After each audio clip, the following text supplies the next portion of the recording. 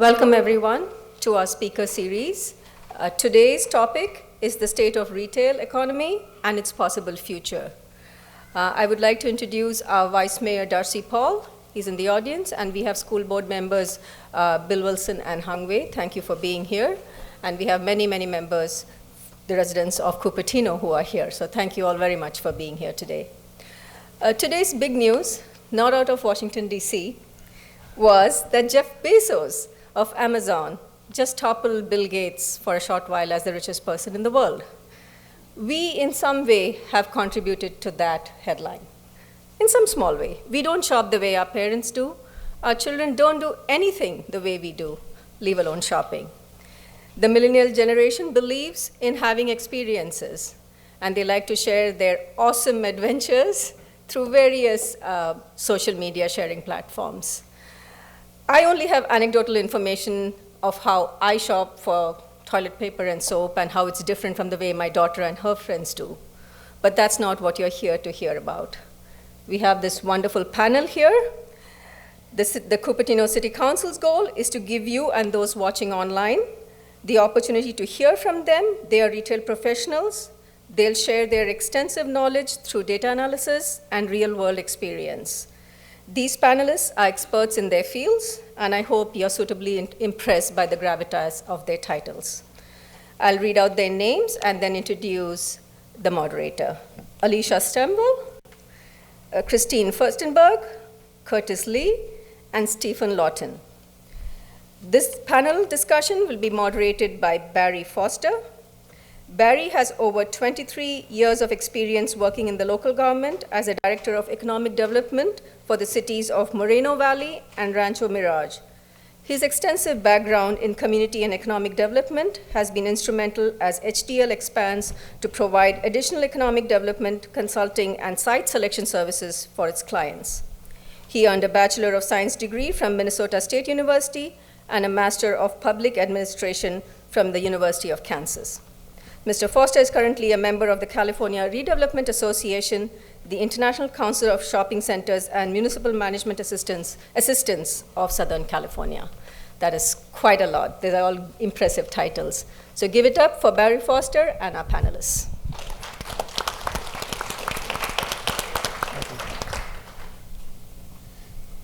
Thank you.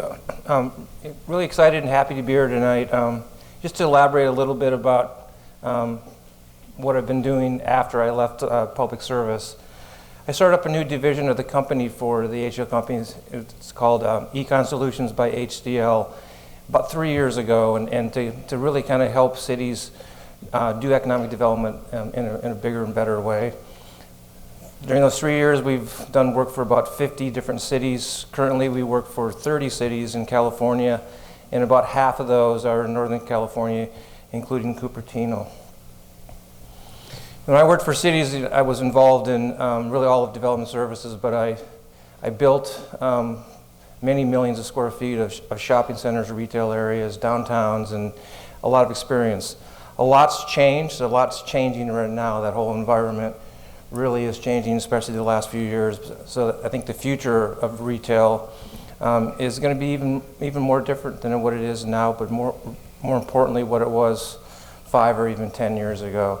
You know, the idea of having 500,000 square feet retail centers and malls, that's really changing. You're looking at competition from e-commerce and online and all kinds of things. And so, you know, you're looking more at mixed-use development and how that can work.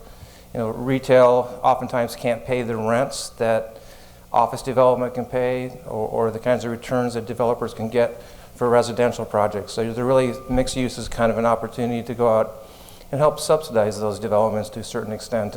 But it really kind of gets the projects to be more of a right size. And you know, downtowns are becoming more an 18-hour community. So you have a lot of workforce during the daytime, and then it turns into something different at night. And so people are coming back. They're going to restaurants and shopping, and so having that experience is really what it's about. People, especially millennials, they're looking not so much on what something costs, but they want the experience. They want the environment. They want things to be safe and things happening. And so, you know, those are all really parts of what's happening and the impact it's having on retail. You know, the footprints of retailers are constantly changing. 5 or 6 years ago, Best Buy, you know, really popular retailer. We had one Best Buy in a community I worked in. It was 30,000 square feet. Then it went to 45,000 square feet. Then the recession hit. Now they closed all their 45,000 square foot stores, so there were new stores.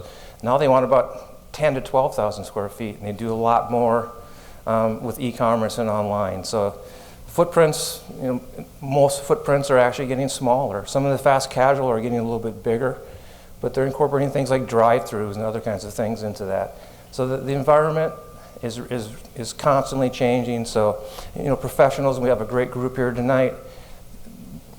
They're really tracking and understanding, and our company does a lot of that too, is understanding trends and what retailers are wanting to do, how a developer can make a fair return on their investment because they have a lot of risk in what they're doing.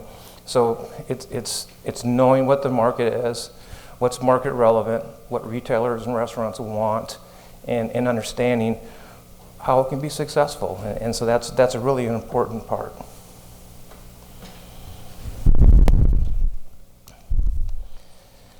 So again, we have a great group of panelists here tonight, very distinguished, a lot of experience, and you know, I'm excited to hear some of their thoughts on the change and what retail is going through, where it's going to go in California, in Northern California, but as it kind of drills down into the Cupertino area. And so this area is a little bit different than a lot of other areas, and so that's unique, and I think that they're going to touch upon those kinds of things. So with that, I'm going to go ahead and introduce the first person, and she's going to come up and she's going to give a little bit of her background and talk a little bit about her bio. So Alesha, can you come up? Thank you, Barry. So my name is Alesha Shemwell, and I'm with Rouse Properties. Rouse owns about 35 properties, mainly malls, traditional malls around the United States, really focusing, though, on the West and East Coast. I've been working on redevelopments for quite a while, and I have to say the last 5 to 10 years has been a big part of what my job is these days. Happens to be that at this point, I have 2 that are in this area. One is New Park Mall in Newark, California. We've been working on a redevelopment. And today, while I'm here, I'll be sharing a lot of what we're doing and the trends that are making our way for where we're going to go in the future. And you're going to see some major changes. You see it now. It was announced today that, for example, Stone Ridge has announced that they want to have redevelop Macy's into mixed use. And we're actually calling it blended use because you're going to see all sorts of non-traditional retail or users come into these projects. The other mall is Southland Mall in Hayward, California. I don't know if any of you have been there or drive 880 and see the changes, but mall with a lot of density, but also a lot of opportunity for changes. And again, changes that we'll talk about tonight that you haven't seen in traditional malls, but you're going to start seeing that. So that is what I have to share for the time being. Next, Christine. Sure. So we're going to take properties, or we've been taking existing malls that are just mostly pure retail with some food, and adding, it's a lot more entertainment. We're adding medical. We're adding 24-hour fitness. We just added that to Newark, our New Park Mall in Newark. We're adding all sorts of different uses, so we're taking existing properties and then making them make sense for today, if that helps. All right, Christine.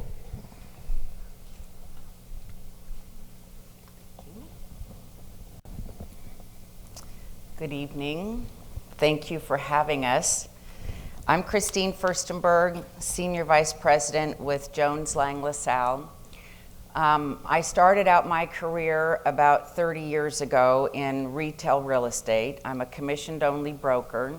I worked in a small company in Walnut Creek for a few years and then moved to Terranomics in San Francisco, was there for 9 years, left Terranomics and started my own company with the founder of Terranomics. It was called Metrovation. Had that for 13 years, and then recently went to JLL, Jones Lang LaSalle, about 2.5 years ago. What I thought I would do today is give you, I'm going to go through the PowerPoint that I brought, and it really talks a little bit about how retailers find their locations. Is this mic doing okay? The reason I wanted to start out with this, and it's pretty simple, and many of you may know it, but it gives you a good sense of how a retailer chooses their location. And I know that most people that live in a city, you love your city, you want to see things happen in your city, not necessarily the city next to you. But retailers look at a trade area differently. And I thought tonight would be a good beginning for you to see how they look at it. So if you'll bear with me a minute, I will figure this out.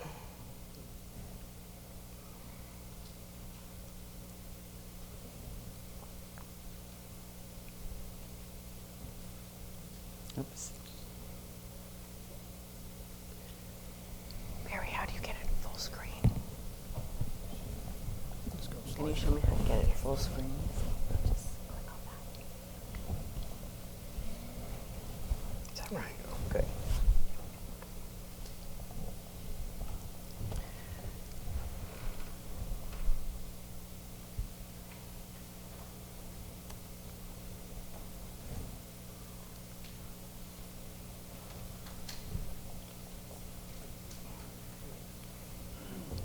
It's not moving. Oh. Sorry. Yep. Okay, so just, okay.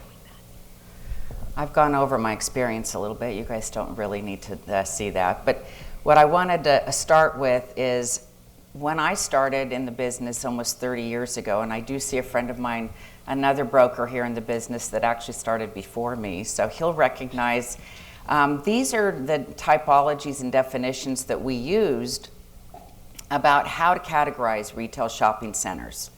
They were pretty clear and easy.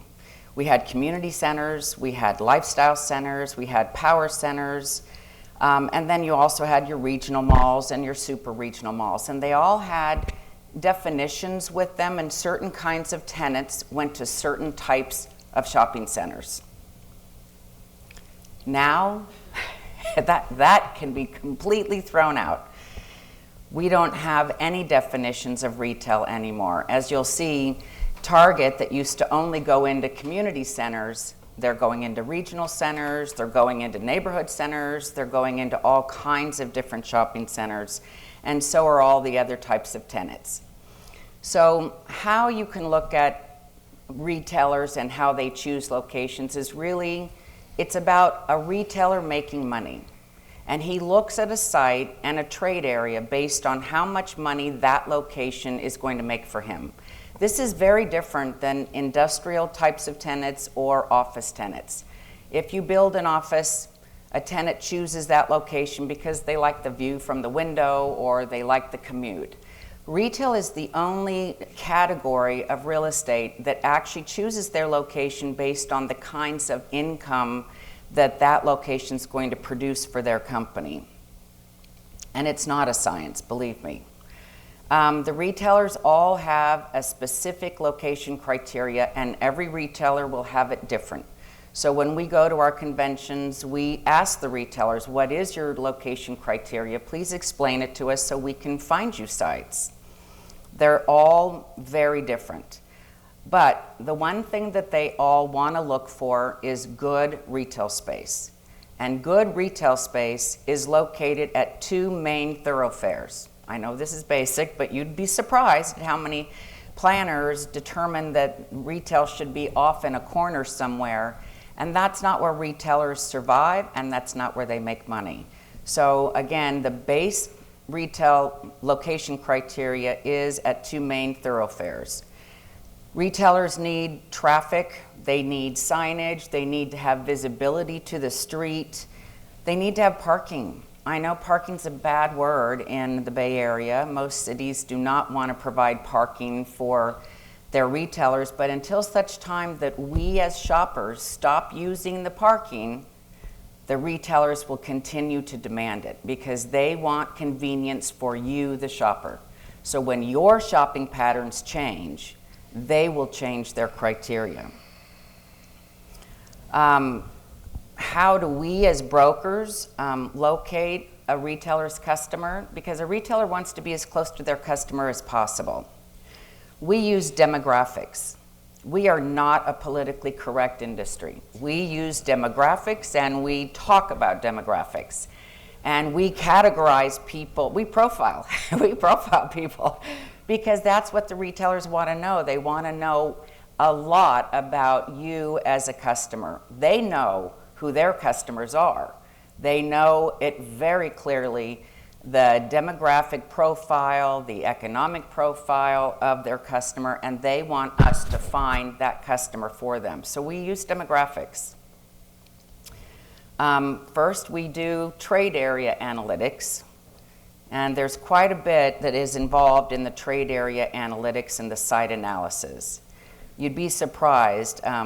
All of those things listed are things that we have to look at and systematically discuss with the tenant when they're looking at a site. So not recently now, but I did work a tenant. It's one of the most recent anchor tenants I did here in Cupertino, and it was a Steinmart store. And Steinmart doesn't locate in every city. They look at a trade area as a pretty big distance, like 20, 30, 40 miles in some cases. So the site that finally got located here in Cupertino, that site was designated for the western Santa Clara County, southwest Santa Clara County. And we ended up in Cupertino. We ended up in Cupertino because all of the things that go into setting the criteria were there at the shopping center. It's the Homestead Shopping Center. They like grocery co-tenancy. So co-tenancy is one. And I'll go through it this way. I won't pull them out of order. Co-tenancy is one. There's a Michael's Craft at Homestead Center, and Steinmart does like to be by a Michael's because they have similar shoppers. Safeway, they want to be with a grocery store because they do like the customer coming in on a weekly basis. The design, it was being the shopping center, Homestead was being redesigned by Sobrato, and so it had a new updated design before Steinmart went in there, and it was far away from a lot of the Steinmart competitors. Other things that are involved in the site analysis are entitlement issues, space layout, how the store lays out. Again, most retailers, not just anchors, but you might see sometimes in your travels that there's this one retail space that's never been leased as long as you can remember. And a lot of times it's because the dimensions don't work. They might have too deep of a space, and a retailer can't merchandise within a space like that. So a space, even a well-located space, won't get leased because of the space layout. Other things that are very important, signage. And signage is difficult sometimes. Meeting different cities' sign criteria is a big deal. Sometimes a retailer will terminate a deal because they cannot get the proper signage that they believe will help them be successful. And I know that many people, have different views about this, but it's very important to retailers. And then the big C of parking. Again, parking is not always what people want to see. We're finding ways to design shopping centers where you don't have that sea of parking before the building. A lot of times buildings are being pulled up to the corners, but the tenants still need the parking. And think about it yourself when you go shopping. How many times will you drive by or drive through a small parking lot to look for that last place before you go into a parking garage? Sometimes people go into the grade level parking 2 and 3 times waiting for people to leave before they'll go into a parking garage. We don't always think of it as being convenient. So parking is important, and how customers get to the parking, and of course visibility to the street is often important to tenants. Other important rules, again, I mentioned the two main thoroughfares, high need of parking unless you are in a very, very urban location that has a high pedestrian count. Another thing that we're seeing occur right now is the mixed-use development that we all see being built up and down the peninsula and into San Jose, where you have residential or office and retail on the bottom. The retail space on the bottom is what we call shop spaces. They're small because the money in those developments are in the residential or the office. So the developers typically don't want to allocate a lot of space to retail because it doesn't make them as much money. So we'll see shop tenants locate in those retail spaces, but we're not building spaces for anchor tenants. Anchor tenants is what a grocery store needs. That's what we call a grocery store of 20,000 feet or more, or a Costco, or any of those bigger box tenants. We call them anchors. And I do think that with so much building of mixed-use development that we're not saving spaces for the anchor tenants. So you may end up driving further and further for your weekly shopping because we're not building that type of center that allows you to go grocery shopping close to your home. And that's all for my PowerPoint. But again, I wanted to just give you a basic view of how retailers look at it. Since this is a retail panel, I thought it would be appropriate before we started the question and answer that you could see how a retailer looks at it, and then some of our answers might make more sense to you. Thank you so much.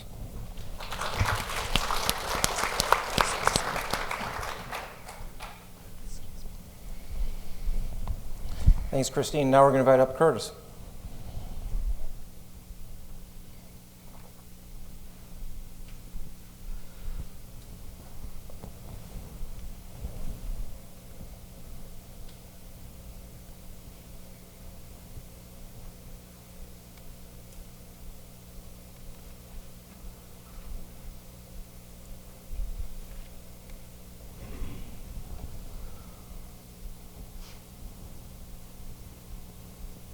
Is that working? Yes. There we go. Okay. Great.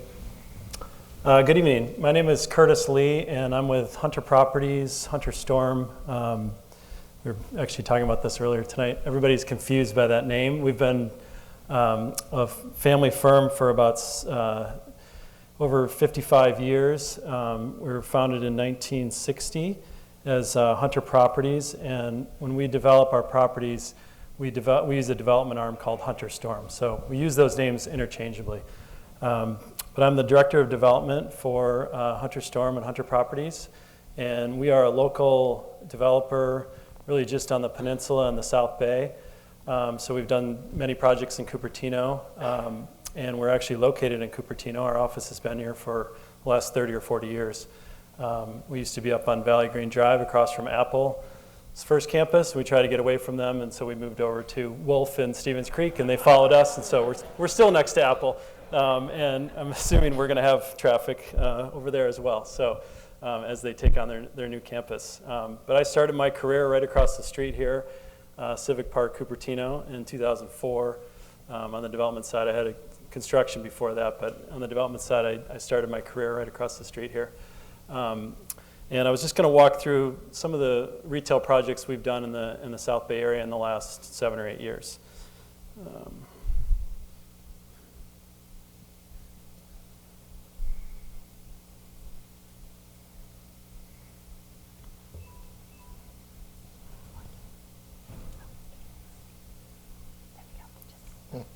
Okay, great, thanks. So there's a little history on our company I already went over. So one of my first projects is out in North San Jose. It was what we called a horizontal mixed-use site at the time. Like Christine mentioned, there's really no definitions anymore of retail, so it's kind of getting blurred. I like that word of blurred retail and uses. So this is was a 225,000 square foot retail center next to a Brocade campus, and we were fortunate to land Brocade right before the downturn in 2008, so we were able to build our retail center next to Brocade, anchored by Target through the downturn. And we also built 2 hotels out there, 310 rooms. This is a site down in South San Jose off of Cottle and 85 called Village Oaks. It's part of a master plan 300-acre Hitachi site that shrunk to 150 acres and was re-entitled for 2,900 units of residential as well as a retail component on about 30 acres. And so we purchased the retail site and we anchored it with Target and Safeway, and pretty traditional lifestyle center with some sub-majors like Marshall's, Ulta, Petco, and then some smaller restaurants and a Starbucks. This is a more recent center that we're just finishing now called Almaden Ranch. It's at 85 and Almaden. And this is pure experience retail. This is kind of one of the first times we started using that term. Bass Pro is a real experience if you haven't been there. It's a great place I bring my kids there, and it's fun. But we've also created more of a neighborhood setting on the corner.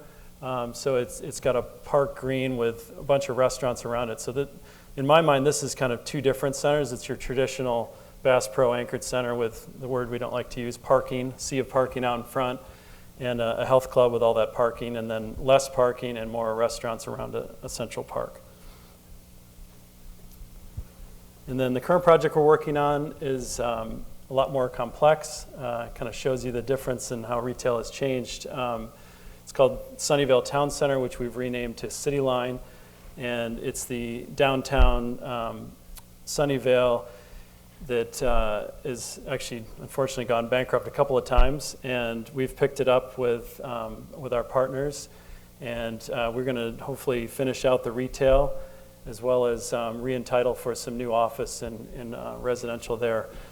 So at the end, we hope to have 575,000 square feet of retail anchored by Whole Foods, Target, and theater, and up to 792 residential units and 665,000 square feet of office.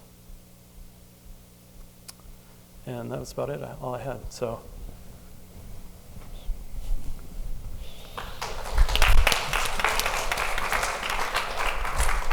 Thanks. We're going to have Stephen come up now. I'll come up. Okay.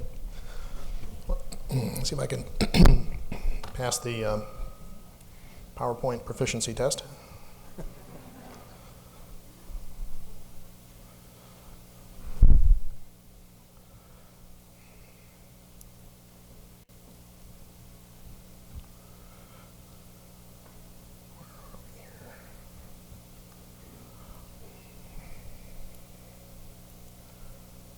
Okay.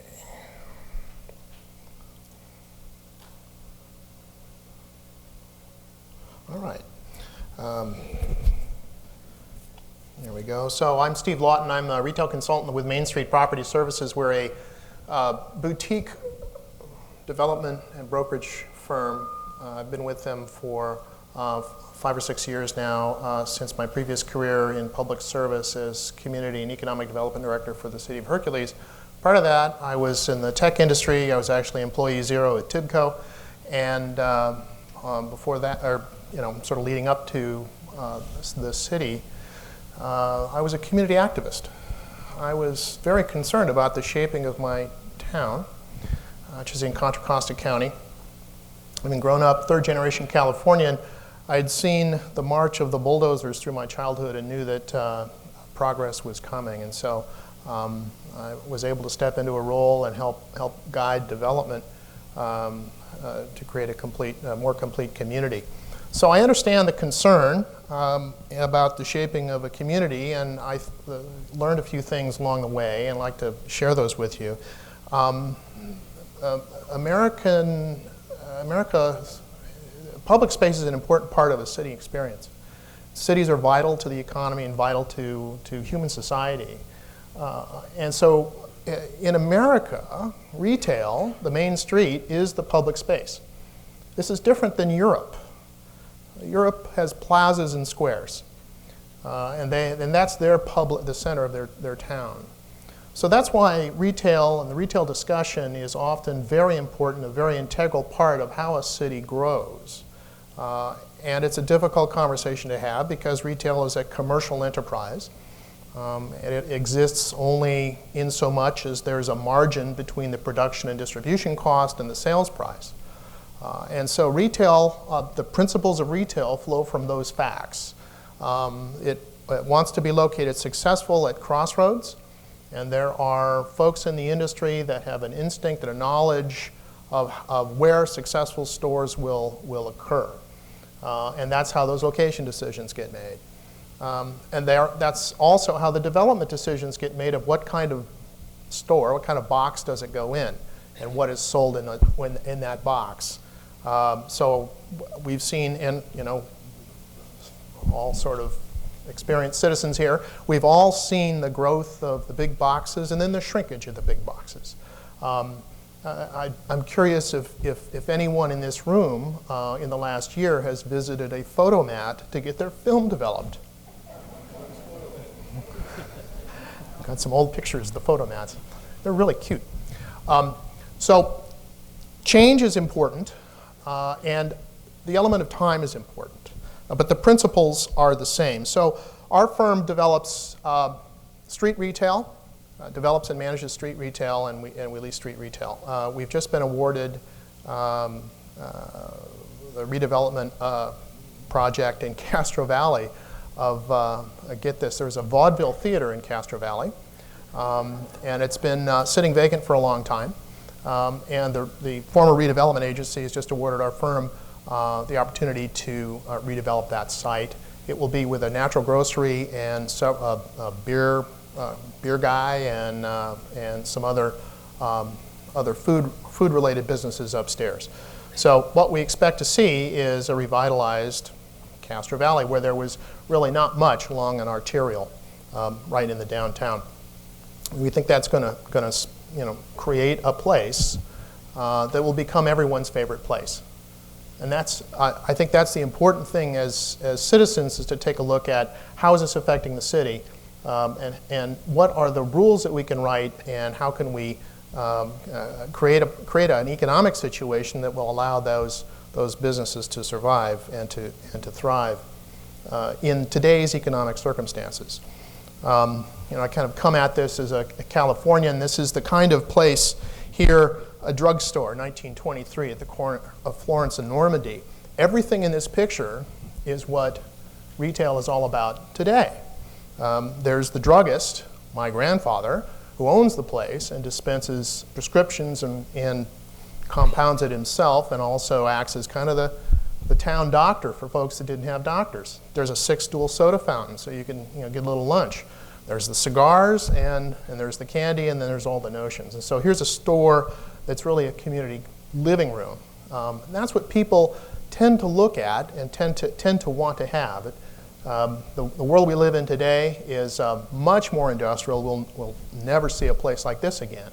But the principles that made that place successful apply to this set of product types that were devised over the period since my granddad's store, devised to adapt to how goods are produced and how consumers buy them. So we've gone from smaller stores to larger stores, oriented around the automobile, which is how we all live. But we've seen recently that there have been important changes in that industry. The first thing to know is that there is too much retail space in the United States. There's 21 square feet of retail space for every man, woman, and child in the United States. And it's about more than 10 times the amount that you see in any other developed country. There are a lot of reasons for that, but the circumstance is the owners of that space are now faced with a big change in how people shop and how much money they have to spend and how they spend their time. And time is the thing that, as consumers, we only have so much of. So that's very important. So this trend toward experience is being driven by larger trends in the economy, as well as sort of in the demographics of the shoppers today. There are challenges in street retail. The shopping center was an invention that allowed common management to occur and more professional sort of industrial level management. And so they're very successful, but many of them are challenged today. And an indication of that challenge is a recent study by Urban Land Institute. I'm a ULI member, a volunteer. This chart shows the current view of the capital markets of the retail sector of the real estate economy. And at the top is good investment prospects for urban and high street retail, good investment prospects for neighborhood and community shopping centers, and that means shopping centers that have grocery stores in them, and terrible investment prospects for suburban office, power centers, and regional malls. And we've heard, we just got announcements today that Hilltop Mall is being sold. So a lot of these malls are being repositioned. It is a product type that has, everyone finally recognizes it's seen its day. And the announcement with Amazon and Whole Foods really kind of puts the capper on that trend.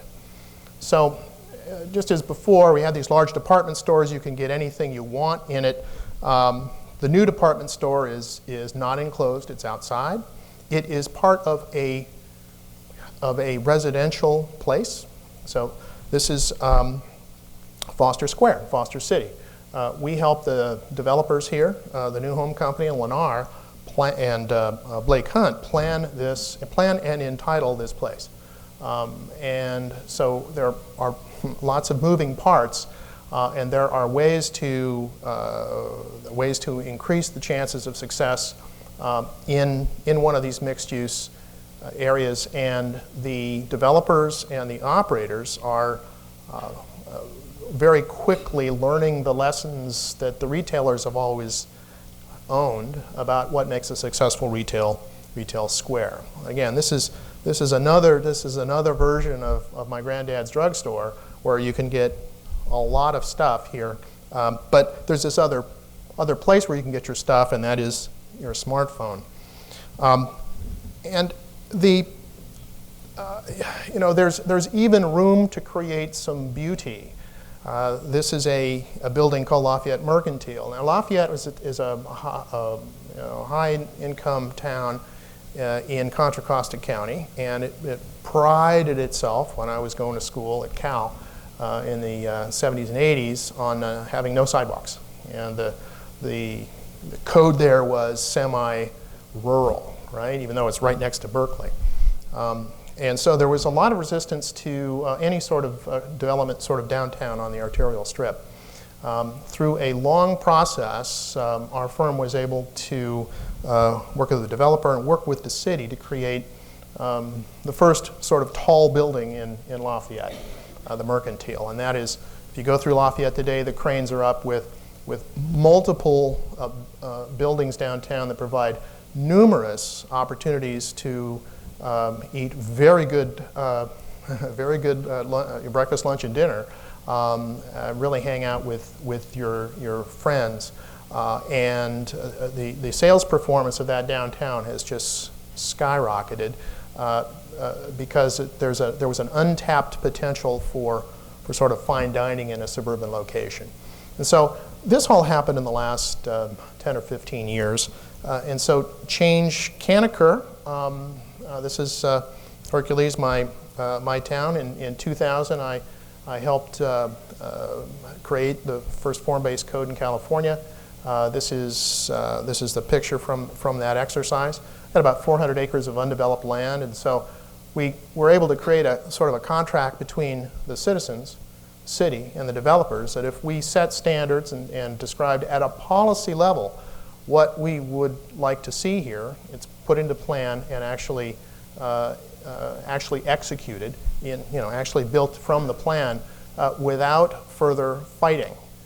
And that is the most important thing, to set the policy and set the direction, and then let the development occur according to that direction off 10, 15, 20 years into the future under completely different economic circumstances.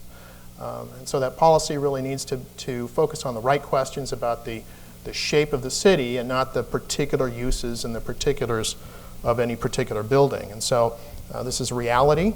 It's actually under construction right now and being delivered. And there's all kinds of ways to do retail. This is a project that we did in Hercules called Market Hall. I claim it was the first pop-up container village in the Bay Area. It was 2009. I haven't been defeated yet on that claim. And so there are lots of ways of doing retail. I think the important part is that retail itself is the business. You could do it in a circus tent. You could do it in as inexpensive a place as you can get by with. This is not high-tech labs or office or housing where there's a lot of investment needed in the buildings. The buildings actually can be very simple, but the attention to detail, how the storefronts work, how people walk by, how you discover the buildings is crucial to the success or failure of the business and hence of the long-term ownership of the building. So, we think that this is the best time for not only the national retailers, but really the best time for an independent operator to succeed in retail. There's so much opportunity with social media. The level of taste, especially in the Bay Area, is very high, and so the opportunity to differentiate yourself on service, on price, convenience, and by affinity group is great if you know what you're doing, mostly in food, personal services, as well as on the internet with sort of showroom retail and experience retail. So this is how a retail center was built in 1965.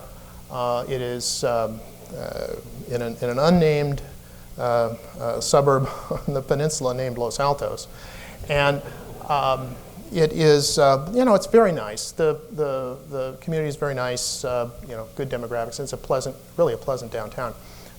Functionally obsolete. Now, it can be reused, but very austere and kind of, the conditions of, the economic conditions of 1965 are completely different.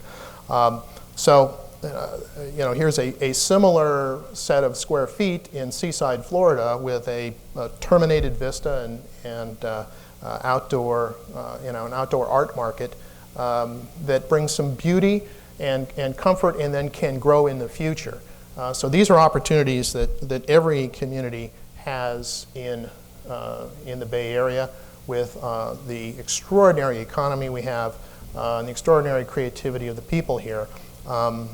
We can build more beautiful and better places by listening to the professionals in the business, listening to the professionals in government, providing some careful, reasonable assent to those principles, and then stepping back and letting it operate. So thank you, and I'll be happy to answer questions.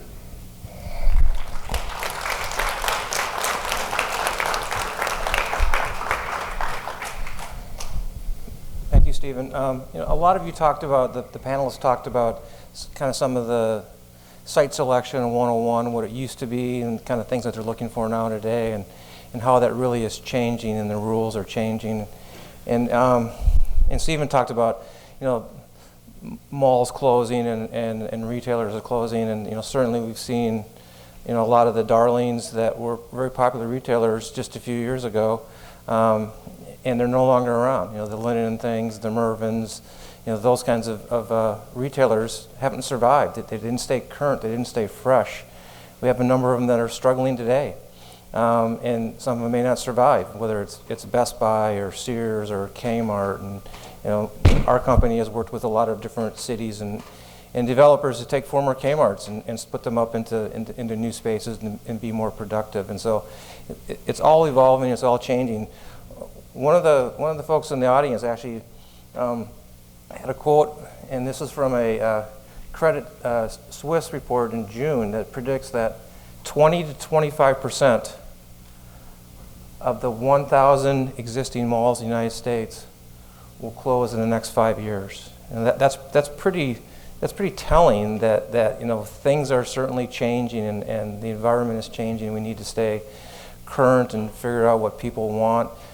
But how developers can still build things and make things work, and cities still get opportunities for development, and sales tax revenue is really important for cities. It always is, and especially here in California, it's a big part of where revenues come, that cities are able then to pay for all the services everybody wants, public safety, especially streets and all those kinds of things. So getting the right kind of balance and making it work is really, really important. So we're gonna now launch into asking some questions of the panelists, but before we do, I just want to let folks know we've got a lot of questions already from the group. If you have any questions that you want to ask at the end of the program, write them down and hand them to the two ladies over there, and we'll be able to go ahead and take a number of those questions at the end. So please feel free to do that.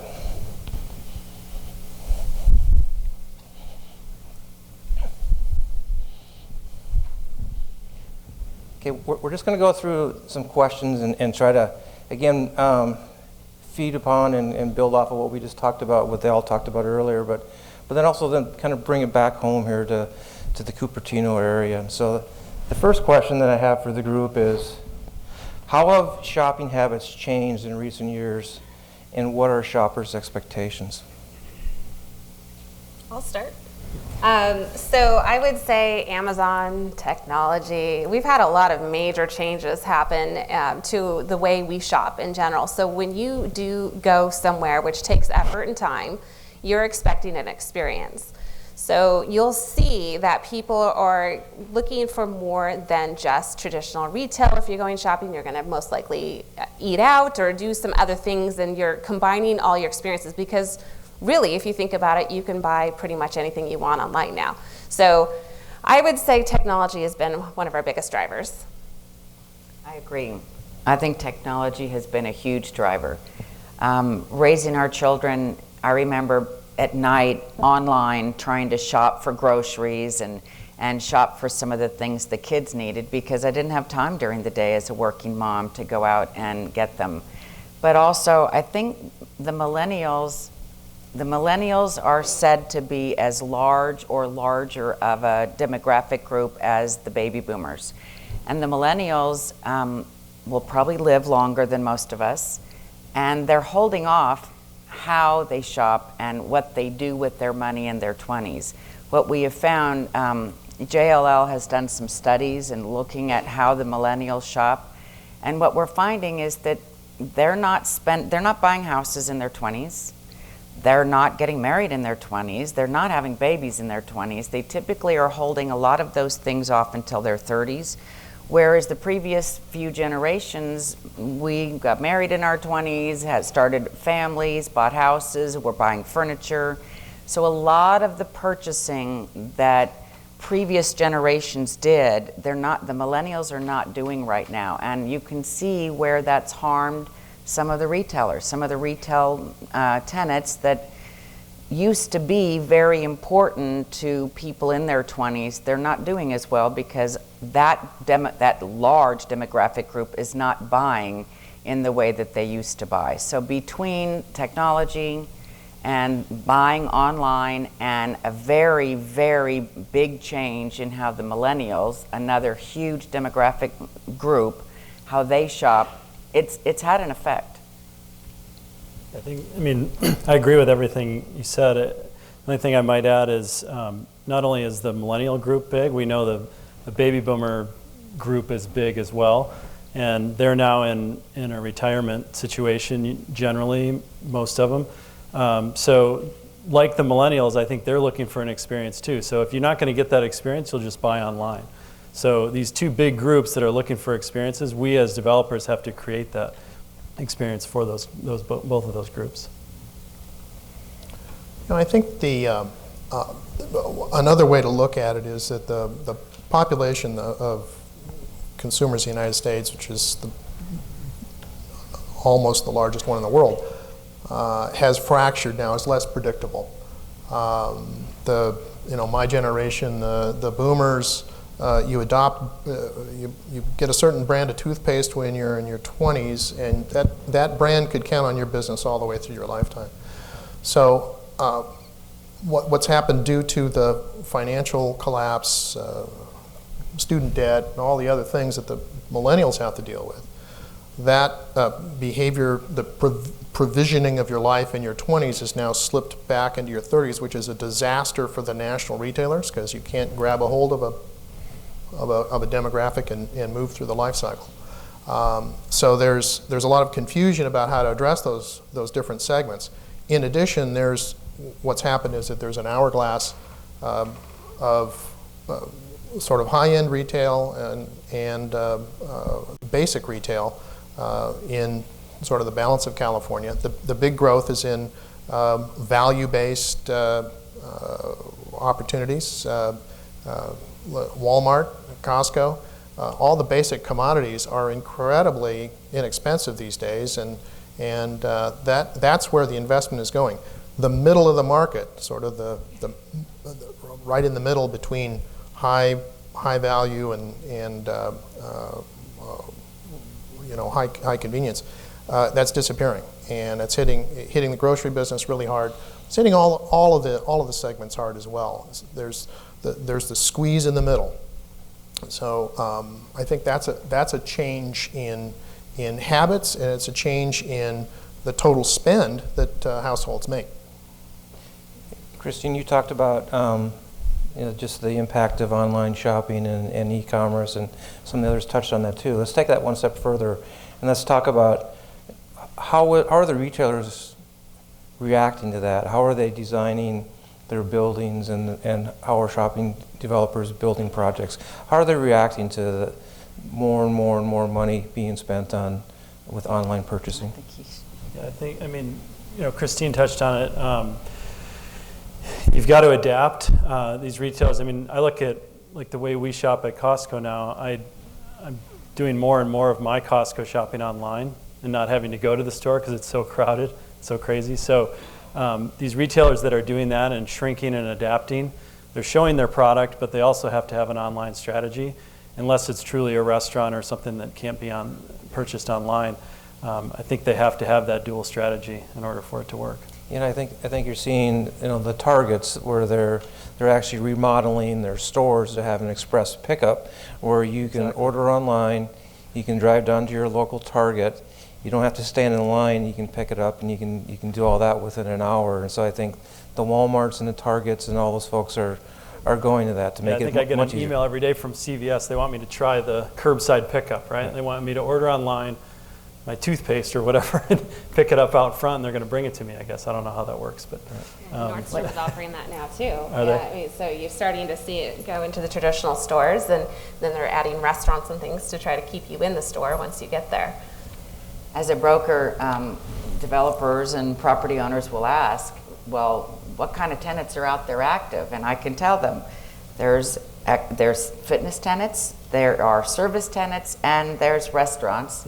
And that's kind of it. So if you are selling a product that can be gotten online, you're not expanding right now. The tenants that are expanding are what we are calling experiential tenants, and those are tenants where you actually have to go into the space to experience it, whether it be with a haircut or a massage or working out or eating the food and enjoying a dinner. That is what's active right now in our industry. So if that's not a telling clue that people are looking for experiential shopping, I don't know what else is. Because again, the tenants where you can typically buy things online, not many of them are expanding right now. And a lot of the retailers, and Stephen talked about it too, is it's a lot of those off-price retailers are. It's the TJ Maxx and the Burlington Coat Factories and the Home Goods and the Ross Dress for Less. That they have that niche and they're able to expand a lot. But a lot of the other more higher end retailers are still trying to react to the marketplace and figure out what's our footprint's going to be. Right. How many stores do we want to have? All those kinds of things. Sure. Okay. Next question. Can Cupertino replicate a large-scale shopping center such as Valley Fair, Santana Row, Stanford Shopping Center, Hillsdale Shopping Center, or the Oak Ridge Mall? We all have opinions about this. They're fighting over who wants to be first. Okay, go. Well, I'll start. I was meeting with a regional jeweler today that has 11 different locations in the Bay Area. And I asked him, I said, with Valley Fair expanding, Broadway Plaza just expanded, redeveloped, you have anchor stores being turned into now more a mixed use, blended use with retail on the bottom, residential on the top. Do you see that another center like that can be supported at this time in this current market? And he said there's not even enough retailers right now to fill the space that is available. So to add on to that is, for both the centers I work on and everyone else I'm talking to, unless you're a Valley Fair, you're going to see residential, you're going to see hotel, you're going to see medical, you're going to see office a part of our traditional malls at this point. So both my Sears locations, when we can get those back, we have plans to make a blended use project and add those different elements to it, because we don't have enough retail, and anchor stores, what we used to consider a traditional anchor store, does not drive the traffic or pay the rents that they used to do. It's just changed, so we're changing with it. But in the meantime, there's a lot of space available. Not always in the Bay Area. Right. What we found a few years ago as we came out of the recession in the Bay Area, we couldn't build, other than a few small locations in the Bay Area, we couldn't build a ground-up shopping center anymore without it being subsidized by another use. Curtis talked about the mixture of uses, but a horizontal mix. The hotels, the office, a lot of those other product types subsidize the retail that they built at first. What do you call it? At first? Yeah. And the tenants won't pay the rents that you need to pay to actually build a ground-up shopping center. The land pricing is very high. The cost of construction's gone up phenomenally in the last few years. So we're not building those kinds of centers anymore, and it's doubtful that you'll see those getting built again. It's really refurbishing and changing what you currently have, and so much of it is about the land cost and what it ended up, what the basis is in the real estate, and how do you make that basis pencil when retail doesn't pay to pencil. It doesn't pencil with the rents that they pay. You have to have another use. So, long way of saying, I don't know that you're going to ever see a Valley Fair or another Stanford Mall be built here in Cupertino, because no one could pay and afford to build that again. And I guess I would add not just Cupertino, but any area around here. I mean, from San Jose to Palo Alto, there won't be another one built that we can see in a long, long time, if ever. So. Okay, how is the retail market in the Silicon Valley different than other areas of California and the nation? Well, I'll start with this one. I look at it a little bit in that I think the Bay Area is suffering a little bit of the side effect of tech.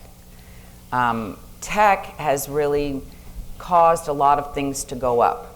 Tech workers often make more than someone working in the retail division. They might make more than people working in other different kinds of job categories. So retail, as I just mentioned, has suffered. We are not able to build a regular retail shopping center, and some of that is because of the tremendous number of jobs at the tremendous salaries that are being paid in Silicon Valley for the tech community. So I do think that Silicon Valley has put its stamp on the Bay Area and on retail in a way that you don't find in other parts of the country. You see a little bit in other urban areas, but nothing has risen to the cost that we are seeing in the Bay Area right now, both for housing and for retail. So personally, I think that there is a bit of a side effect from the tech, and it's hit the retail in a pretty big way. Other comments? Yeah, Christine is talking about costs. That's absolutely true. We see it in Contra Costa as well. I'm a member of ULI, and we just had a conference that Christine spoke at as well.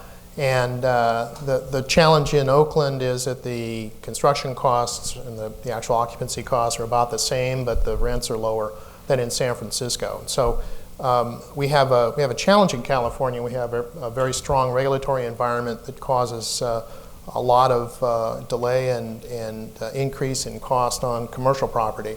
But I also think it's important that the difference or the distinction in Cupertino and certainly in the whole Silicon Valley is the failure to provide enough housing for all income levels in adequate quantities. This is a problem that this state's addressed and solved after World War II, and the scale of the problem is now about the same.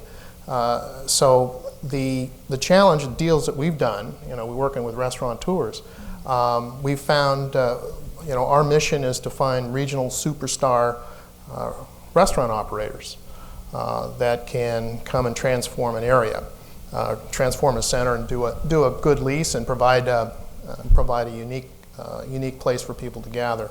That's rare talent, and typically what happens is the sous chef becomes the chef, becomes the owner, and then splits off and starts his own place.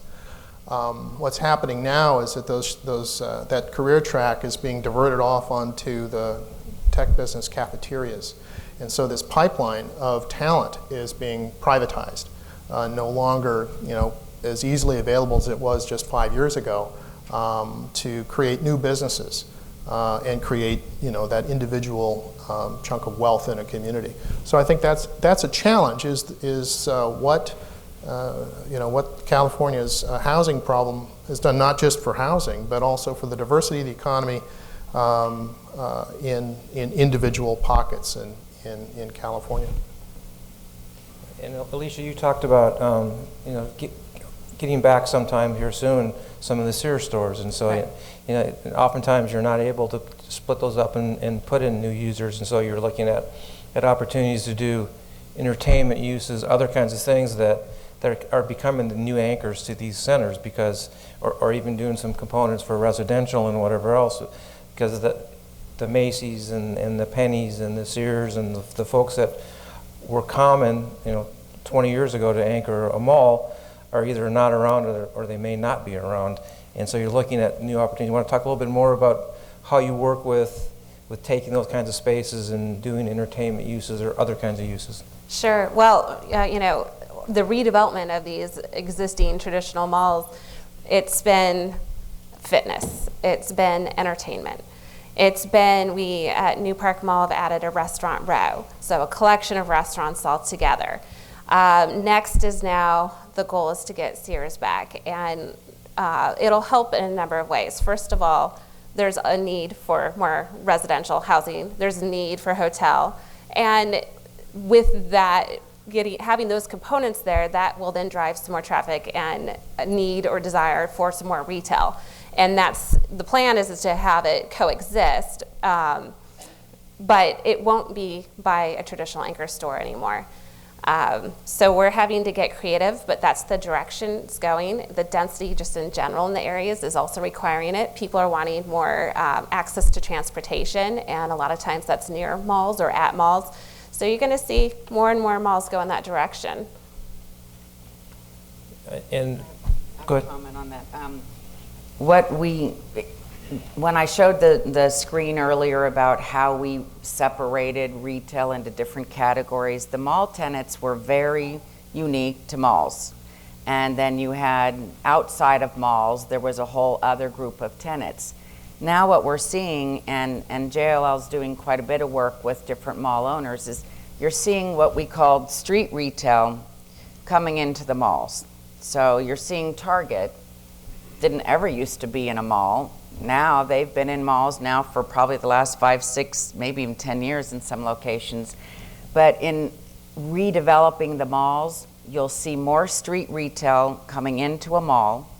You'll see fitness tenants, you'll see different spa tenants, again, retailers that used to be only in a community center.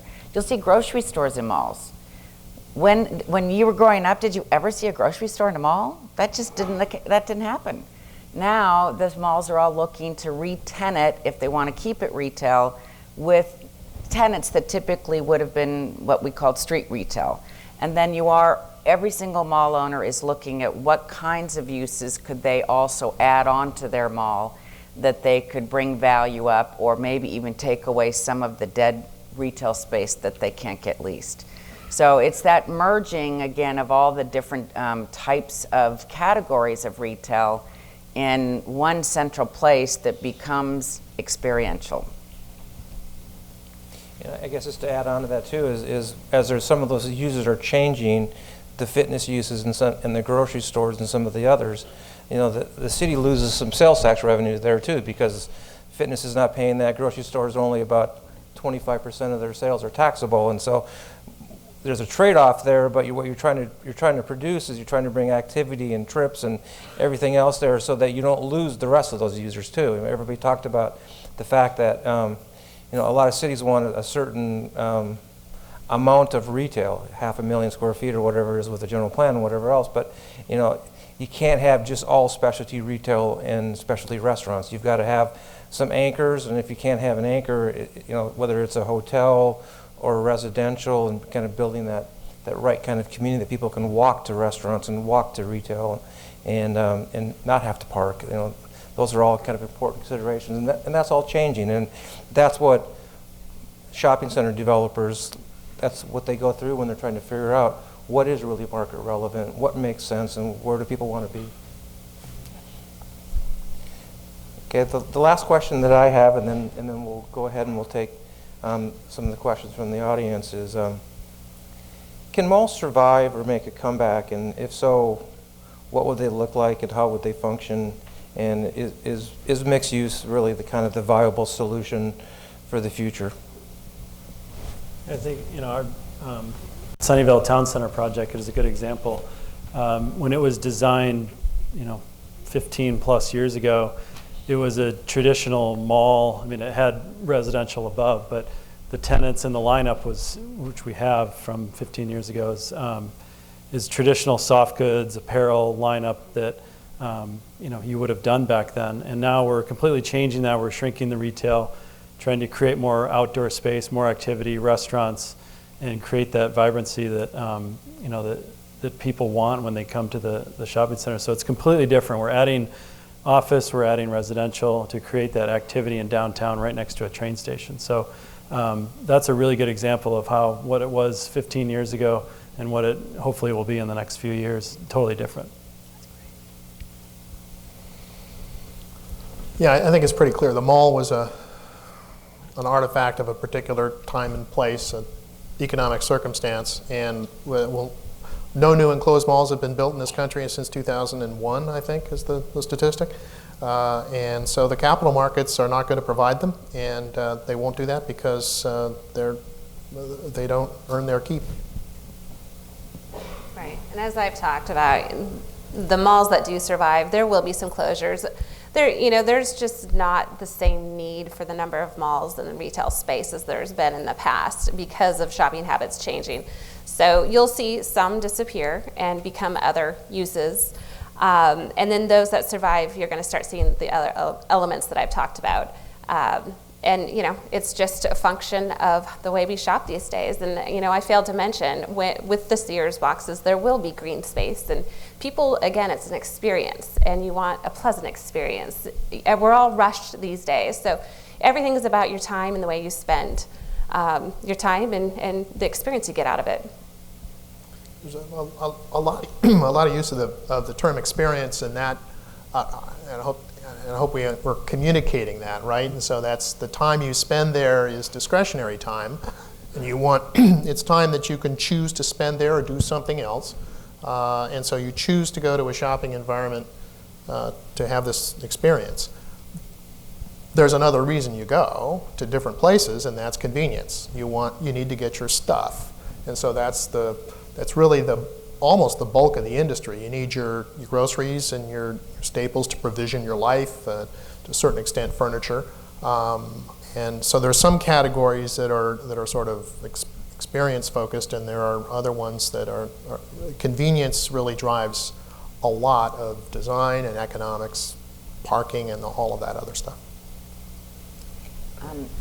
One other thing that we're starting to see, JLL is a big company and has a lot of arms, and what we've started to see, which is so fascinating, is that the delivery component of Amazon and all of the tenants, Walmart's coming out with this massive focus on delivery, same-day delivery, and quick turnarounds, is we're seeing demand from industrial users in some of these malls. So they want to be as close into the cities as possible so that they can get their goods directly to you, the homeowner, the shopper, within an hour or 2 hours. And so there's been a demand on the owners of some of these old mall properties that they turn it into industrial space. So the Amazons of the world, or the Walmarts of, I know you're laughing, but I'm telling you, it is so true that they want to lease these spaces to store their goods so that they can get them out and deliver them to you within the hour. So we've seen that across the country already. And again, most cities don't want to zone it to allow for that, but it's a very big demand. They love these old mall spaces because they're located so well.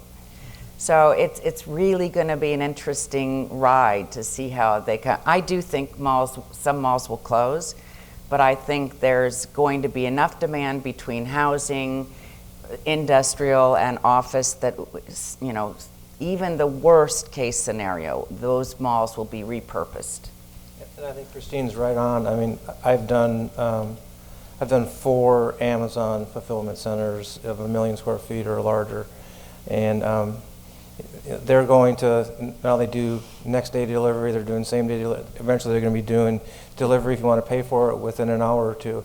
They can't do that with a facility in Tracy, and they just can't. And so I've always thought that these former Kmart's, 100,000 square foot building, putting a little mini distribution in the back with a store in front, that seems to be perfect for them. And I've had the opportunity to go up to Amazon in Seattle a couple of times, and they're light years in front of where we're at, and trying to figure out where they want to be, and things like purchasing Whole Foods and others. They're constantly trying to figure out how to make money and how to succeed in this business.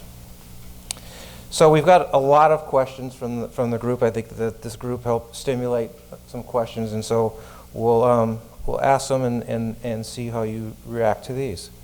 So we talked about mixed-use development. Is there an optimal share or percentage of retail, office, housing? Is there a kind of a rule of thumb, a percentage for each type for mixed-use development? You want to take that? That's a good question. Depends on the area, I think. I mean, sometimes it makes sense to have, mostly residential and with a little bit of retail. But if you're at, like we talked about before, if you're at 2 main cross streets, it might make sense to have more retail than residential. Or if you're, I keep bringing up Sunnyvale, but if you're at a train station, it makes sense for all the uses and a good mix of all of them. It's really location dependent. So there's not a rule of thumb. It really is dependent on the location. Absolutely. In that market, in that trade area. Yeah, and like we've talked about before, the residential might need to subsidize the retail in a certain location because of the land price. So you might need a lot more residential to subsidize that retail. So it really depends on the location, the land price, and what you get for rents. Exactly what the retailers will pay for Right. rents, right?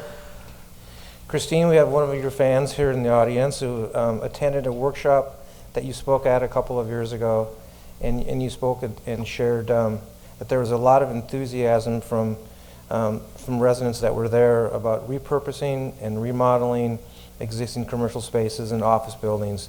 Could you speak about the value of this as opposed to just bulldozing and starting new? I've done a lot of ICSC programs that talked about mixed use. And as I just mentioned earlier, I think there's demand. The shopping centers that will get redone, I don't think they'll get demolished except when they're being demolished to make room for the residential, the hotel, or my goodness, maybe the industrial, even the Amazon spaces. So I think that, especially in the Bay Area, we have such limited space.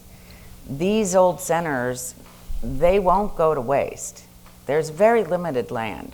So yes, I do think that you'll see more and more mixture of uses, and you will see, when all the numbers work, you will see things being repurposed.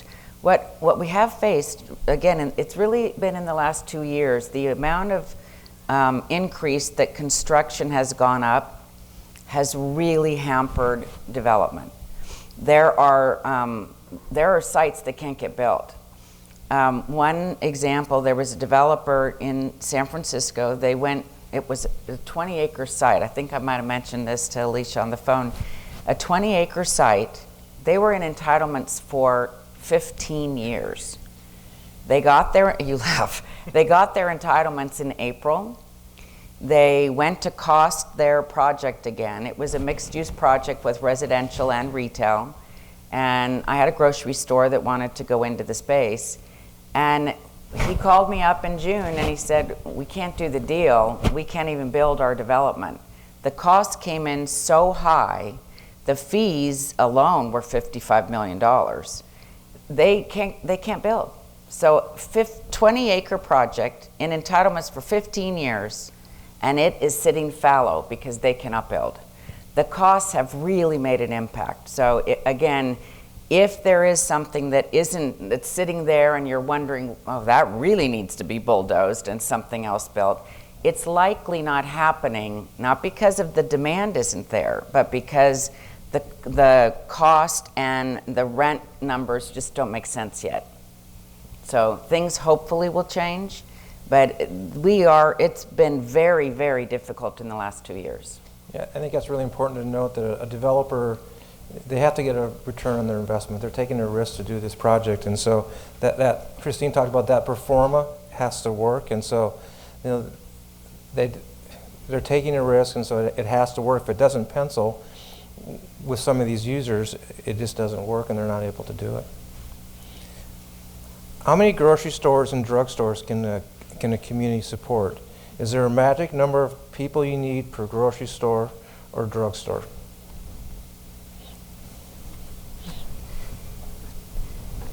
All right, I'll talk again. Being a big mouth, I guess.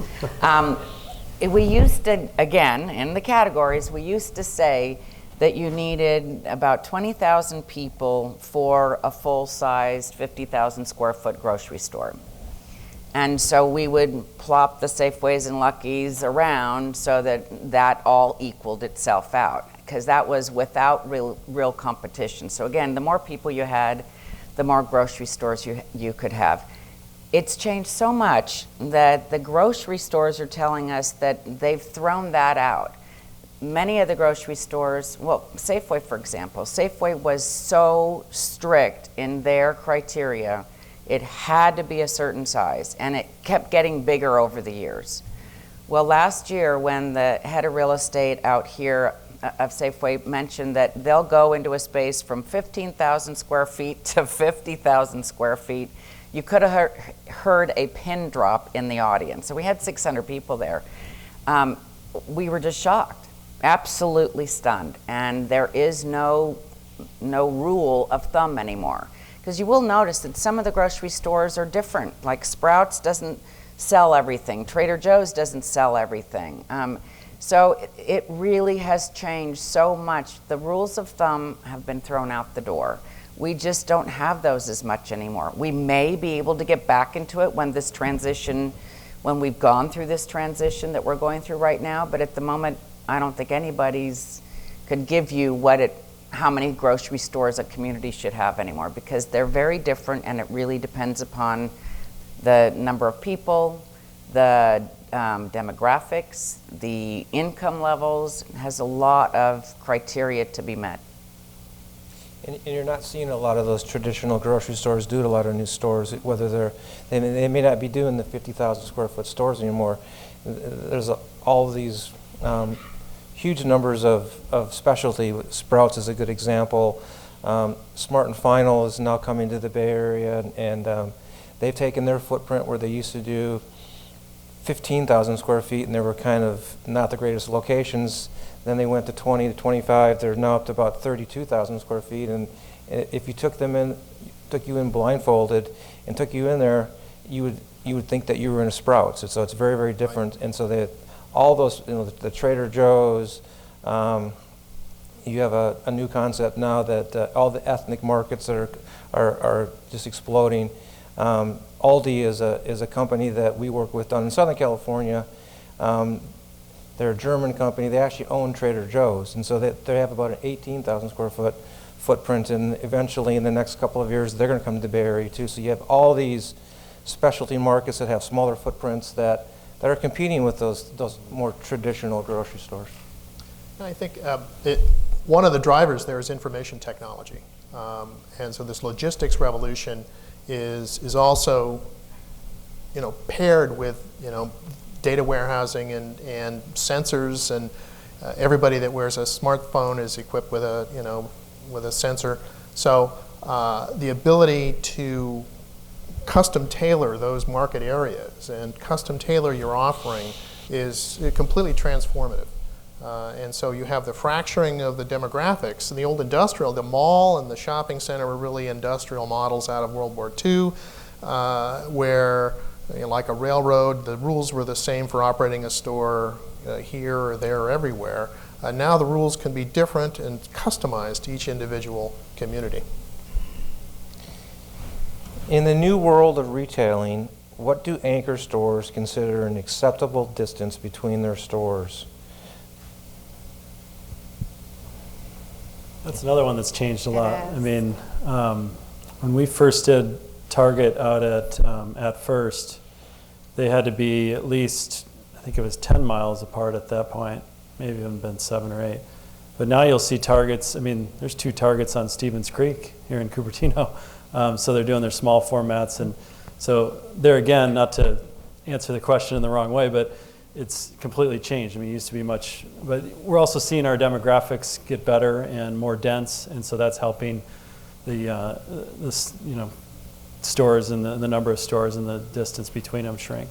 And I think Target's a great example. Target doesn't really have a prototype anymore. And years ago they did super Targets, and they were up to 200,000 square feet.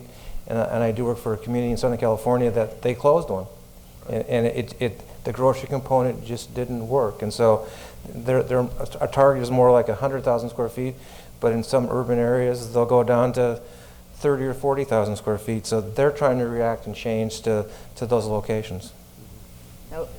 When I said earlier it's about sales volumes, there's a great story that Target does talk about at their headquarters, and it's up in Colma, Daly City. So there's a 150,000 square foot Target in Colma, and across the freeway, I don't know, maybe 100 yards, there is another 150,000 square foot Target. It's actually in Daly City. But they're 100 yards from each other. They're both doing almost $100 million in sales. That's a massive Target. And so they talk about that at Target's headquarters, that just is so unique, and it's the Bay Area. Because Target didn't have locations in San Francisco for so long, so many of the San Franciscans came down to one of those 2 Targets. So again, they're across the street from each other, and they're full size, and they're both doing $100 million, which is the average in the Bay Area for Target, $60 million. The average in the United States for Target is about 30 to 40 million.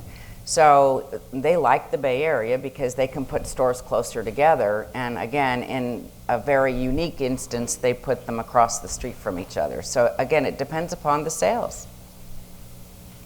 Starbucks would be another example of that. Oh. You could have them right next to each other and they'll still do well.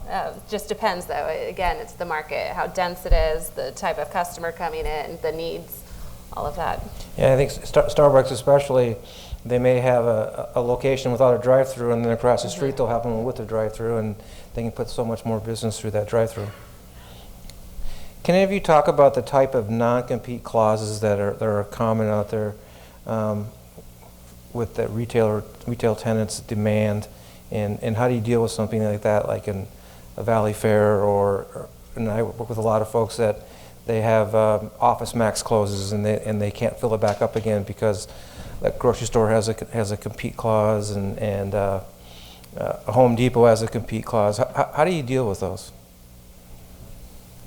That's a very good question, because it's a challenge to our business for sure. It really limits the amount of restaurants we can do, and like we've talked about, there aren't the soft good components. You're not seeing Old Navy next to Abercrombie and Fitch and all these old mall tenants anymore. So you've got to have the chicken guy, the falafel guy, the Asian restaurant. So they want to be the only restaurant in that category.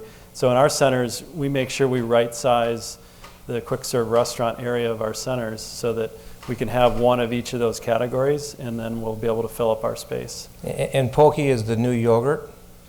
Yeah. That's the other thing. I would also say that's something that as we're getting some of these big anchor department stores back, it's actually giving us more opportunity to do more because we have less restrictions through that process, which has been helpful. Seniors need to have physical stores to buy their clothing and household items. Many don't have the internet. What stores can be open to help them? Here it says most stores are closed or will close. That category has really struggled. There's not a lot of stores just because there's not enough people shopping them.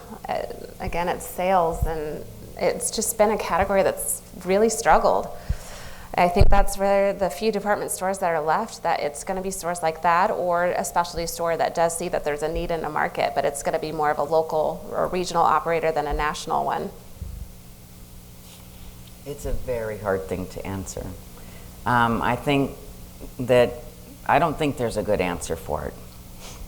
And I wish there was. I think it's sad that, you can't stay in the house that you've lived in for, 40 years and still drive to the local store to get all of the things you need. You have to drive further, and that's not great. What are examples of policies that need to be set and put in place to ensure success for the developer and for the community? We could list many. So that's a trick question. That might have been one of your fans out there that asked that question too. So that's public policy, and it's a danger in our business. We work very closely with cities, and the lesson that we try to preach is that it's important for the public sector, the private sector, to understand and stay in your role, and not try to reach over and operate in the other swim lane.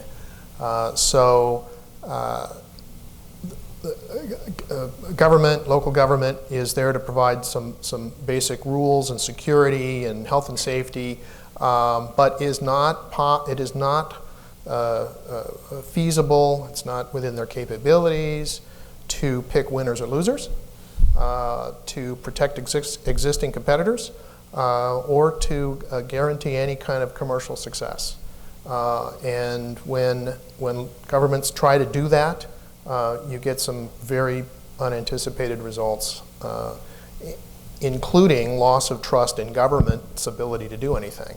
So I think that's a fascinating question, and I think the general policy is to set land use decisions on a course where the community buys in and trusts that the future development of the city is going to be served, and then step back and let the individual market players operate. Example, the fun example is the photomat. I mean, there are, I'm sure, there are zoning codes written around photomats. The fun inside intrigue in the Amazon Whole Foods deal is that speculation from some other industry researchers is that Amazon is going after Whole Foods not necessarily for the stores, but for their refrigerated warehouses. And so you have policy dealing with this thing called industrial, which used to be industrial or light manufacturing, and all of a sudden now you've got a refrigerated warehouse with trucks coming at all times of the day. So there are legitimate neighborhood concerns around that change in use, but there needs to be flexibility and understanding by economic development folks on how those uses are going to affect the vibrancy and the ability of retail to survive going forward. I think the biggest point is flexibility. I mean, look at us. We spend our lives in retail, and you've asked questions that we don't have answers to. We are in a transitional market. Things are changing, and retail is all about how you, as a customer, shops. It's not a science. It's a feeling. It's an emotion. It's all based on how you function. If a city planner makes a decision about how to set up the rules in the city so that it affects the retailer, it affects this, if we can't answer the questions and we do this day in and day out, I wouldn't expect a city planner to be able to figure it out and plan for certain types of retail either. I think flexibility is the key in enabling the marketplace, especially with retail, to be able to play itself out and figure out how it works. Because again, if they can't make money, a retailer's going to close. So they're not going to go into a space to just turn around and close it. It costs them too much money. So they will look for spaces that they can make money at, and I think the city needs to work with retailers to allow that flexibility so that they can find those spaces and open the stores. I think what we do have in California is very challenging after redevelopment went away, because the cities want a retailer to produce sales tax. And as we all mentioned before, the retailers that are active right now aren't paying sales tax. So I've actually had some cities say, well, you can't put a fitness retailer here on the ground floor. Fitness retailers can only be on a second floor because we want to save our ground floor for retailers that pay sales tax. Well, if those retailers aren't active in the marketplace, you're going to have vacant storefronts, which often can cause blight later on. So there's so much change in the industry, certainly now. I mean, I think cities need to be more flexible than ever to allow retail to succeed within their city limits. And I think every city is facing that challenge, is figuring that balance to make things work, where you're still having trips and activity and not vacancies, but cities still get some form of revenue in terms of sales tax. There's a balance that you need to achieve, and that flexibility that Christine talks about, that's really, really important. You have to form that partnership with the development community. Now, here's a person who obviously thinks, looks at the glass half full rather than glass half empty. Every problem creates new opportunities. What are some of the most potent and beneficial opportunities that a forward-looking community should be pursuing in the face of these massive changes in retail? Hey, that's a great question. Go ahead.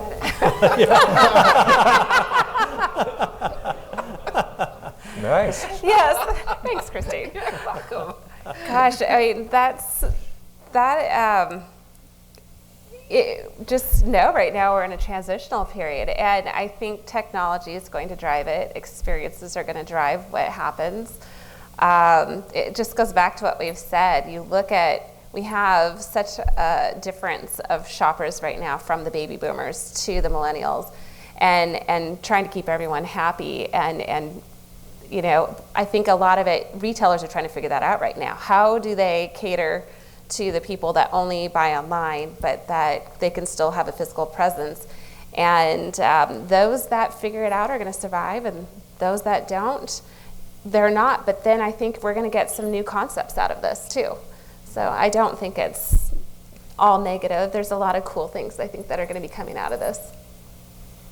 I'm very interested to see about, again, this industrial component. If we can find a way to get the sales tax from the product from where it's shipped, all of a sudden it looks different to cities. All of a sudden the online sales tax issue gets solved.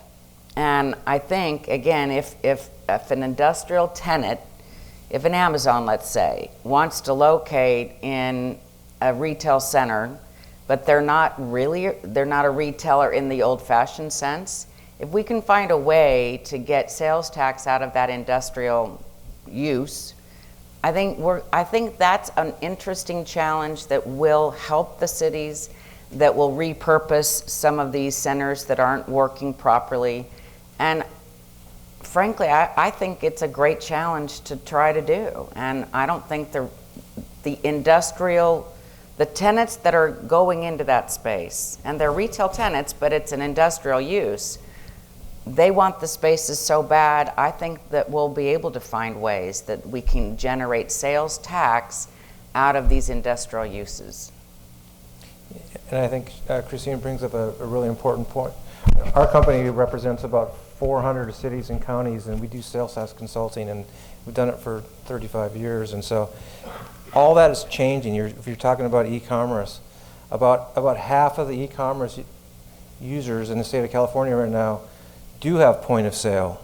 There's about half that don't, and Amazon is the big one. And so, I mean, Amazon, when we negotiated with them years ago to come here, they were going back and forth about whether they wanted to make it point of sale. They could do that if they wanted to. They could simply do business differently in California. So I think that is part of the future, is figuring out how to drive some of that revenue back to cities at point of sale. Retail spaces and the city holds the key, they'll pay sales tax. Yeah. One of our newly elected council members has called Cupertino a retail desert. According to city data, Cupertino has 60,000 people and 3.6 million square feet of retail. Since we have no downtown, it's a combination of strip centers, power centers, and a dead mall. That's 60 square foot of retail per person, which seems like a lot. How does this compare to the rest of the United States and other developed entities? Well, I feel like you answered some of that earlier, just at least for the national basis. Right. Yeah, there's, I think that's the right number, but it's the retailers and the capital markets don't care about city boundaries. I mean, the one thing in site selection that is probably of almost no importance is city boundaries. It's, I wouldn't call Cupertino I would disagree. I wouldn't call it a desert. There are communities in California that are retail deserts, and they're in the red part of the California and rural areas. If you want to see a retail desert, go north of the Yuba River or parts of Los Angeles. So no, I think that the challenge is to provide enough flexibility to keep the cost of occupancy down, to allow individual entrepreneurs that can get the pulse of the community, the opportunity to open up a store, open up a restaurant, and to succeed and to make a decent margin. And so I think that's an opportunity that is kind of hidden. The really the way you made a career as a city manager in Southern California in the 80s and 90s is you were able to get an auto mall and the sales tax that goes with it. And you stole that auto mall from the city next door to the extent that there had to be a state law put in place to prohibit that practice. Today, you go into a storefront and it's a Tesla showroom. So it's a different world, and I think public policy really needs to address the fact that we are in a post-industrial economy, and the way that goods are delivered is fundamentally different than everything that's written in the zoning codes. I would take that. I would have to say, I will agree that when I come to the Bay Area, I'm actually from Seattle, I don't think of Cupertino as a place I want to go hang out or go to eat. And so I would say there is that element, you know, like Burlingame or something where you create a little bit more of a destination, or there's a place you want to go, you want to hang out. I think, you know, that there is enough people and there's enough need that could support something like that. It may, again, with the land costs and things, be the city that helps incentivize a development to happen that way. But I could see why someone would feel that way. Yeah, I think for whatever reason, the retail in Cupertino has been spread out. I mean, whether you're all the way down at the Oaks or you're at Crossroads or you're down at the new Main Street, I mean, it's a long run on Stevens Creek, and all the retailers are there, but they're all spread out. If we put them all on one street in a Los Gatos or Palo Alto, it would feel like you were a little more, you know, aggregated, I guess, in some location. And to create an experience I think people would like to have here and not have to go elsewhere for. And the place you would want to go when you come in from exactly. Seattle. It's not just your typical retail center, it's something else that you're getting, that experience that you talked about. Exactly. Yeah, there's San Pedro Square in San Jose is a good example of it doesn't take much space. In fact, it shouldn't take much space. And so you can create that experience in a very small environment, and the rest is opportunity. So I think there's always potential. Here's a question I think a lot of you will like. What do you see as the major issues related to community resistance to development, and what are some solutions? You know what? I think one of the major issues is that I don't think communities really understand. Land planning and retail is tough. It's really tough. And it's hard to get, you know, a sound bite and understand the issues that are there in development. And so people hear one thing and they think, not in my backyard, that's not going to happen. But if they really understood it, I think it would be different. And so I do think it's education. It's talking, it's understanding the retailers, and it's looking at yourself, how you do shop, where you go, how you do it, and learning that and kind of looking at that to really better understand. I think it's a real tough thing with housing right now. And it's too bad because there's housing needs in the Bay Area and we need to build housing. And in many cities, it's just stopped. So. And I think some developers do it better than others. I think the ones that really kind of get it and they want to go out to the community before they ever do anything. They want to go out to the neighborhoods. They want to have events. They want to listen and get their thoughts and ideas and feedback before they design something and really involve the community and the neighborhoods in that. And there's you definitely want to try to win over as many people as you can before you come to that public hearing and you pack the place and they're all against your project. Really being active and listening to the community and figuring out what do they really want in that kind of space.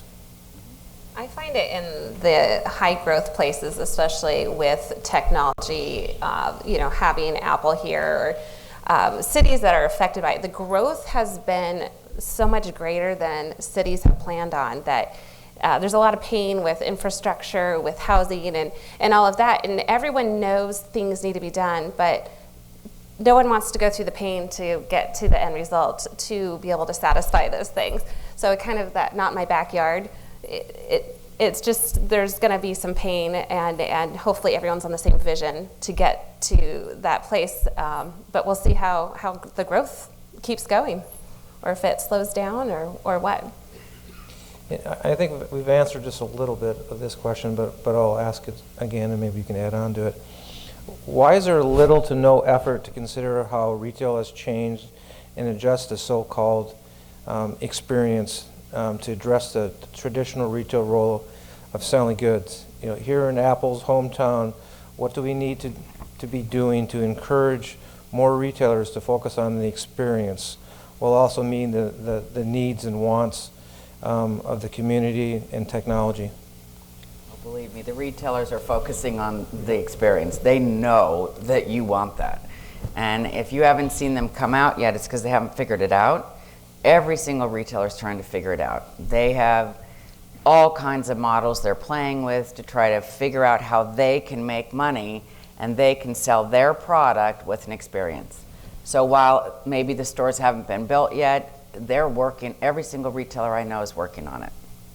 It's hard too. A lot of them they've been built for a particular way of business, and making those infrastructure changes or the way that they do things, that takes time. A lot of these companies are quite large, and to completely change your culture and your strategy and try to understand the customer at the same time, it takes time. And again, that goes back to who's going to be around and who won't, just in the fact that they'll either succeed in getting your sale or your purchase or not.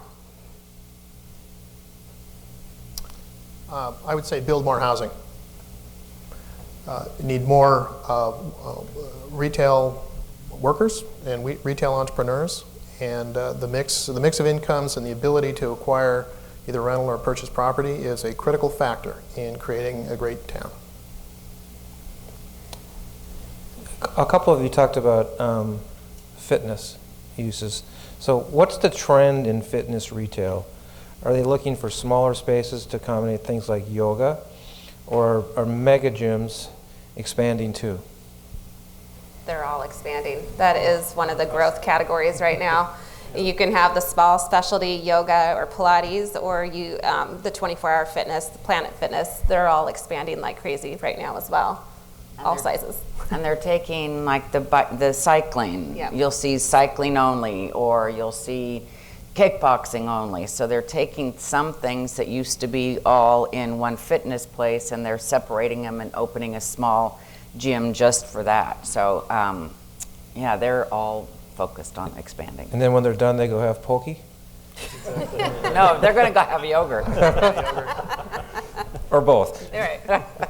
Well, yeah, we're going through that right now in Sunnyvale. Do we go with the 45,000 foot city sports or 24-hour fitness, or do we go Soul Cycle and the yoga place and all those that add up to about the same amount and have 8 or 10 different ones? But they're all out there and they're all expanding and they're ready to go. Bikes and beer. There you go. Bikes and beer. Yep. Together or separate? Beer after the bike. Okay. I was up in. I'm a cyclist. I was up in Fairfax, last weekend. Went to a local, independent beer pub. Could not enter the door. It was shoulder to shoulder, and it was a 100 square foot place. So it was. Anyway, that was my bikes and beer moment. Do you have any real-time data for what types of retail that occupy Valley Fair specifically are the largest generators of sales tax dollars? What tenants are selling more than others, and who contributes the least at a facility like Valley Fair? I don't have the stats on Valley Fair. Do you? I don't either, but anything that sells a product is going to do higher. Valley Fair is one of those few malls in the United States that they're considered an A+ mall. So they're going to be a bit of an anomaly for a comparison. And, I'm pretty sure it's over $1,000 a square foot that they're getting in sales right now. But again, it's very unique. They've been able to really build something big. Their department stores, I'm guessing, are doing $100 million. They're selling goods.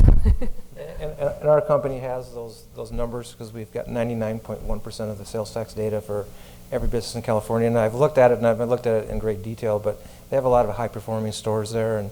And so typically what we do, and all that information is very confidential, and so we work with our clients or cities. But when we work with a city, we're looking to see how your stores are producing versus those same stores with the statewide average and the countywide average, because you want to make sure everything you can do to try to help those businesses that are there to succeed. If they've got problems and challenges and issues, you want to deal with those up front before they're looking to relocate or close. But I think Valley Fair certainly has some very high-performing stores. I'm sure Apple's one of them. So the last question we have is, how does the city respond to the failure of malls and brick-and-mortar stores to stay at an equal profit or even a better level? Where does the city turn to bring in taxes, income to run the city, and how do shoppers cope with long drives to physical retail? What could renew and revive our business community? Well, I think that there's some terminology, and the idea of a transition in retail. I mean, there's certainly a transition. It feels like a transition, but there's really just this industry is constantly changing, and so we've seen change slow and change fast. It's changed quickly since the 2008 financial crisis, and so recognizing in public policy that these changes will continue, and I think focusing on the basics, which is that every community needs a gathering place, and it doesn't need to be fancy and special. And in America, we gather around the store, and so more of those opportunities can be created, the better. Well, with that, I think that I've enjoyed listening to these folks, and they certainly bring a lot of experience and knowledge about the retail industry and kind of where it's come from and where it's going. And I think the key thing that they've all said is that retail is changing. It's changing in a big way, and we need to. Retailers are adapting to it with footprints and where they want to be and where they want to go. But I think communities need to understand that too. That it has changed. It's continuing to change, and so they really need to. Keep your finger on the pulse on what works now and what's going to work in the future. And so I thank you for coming and sharing all your thoughts and ideas, and I thank all of you for coming too.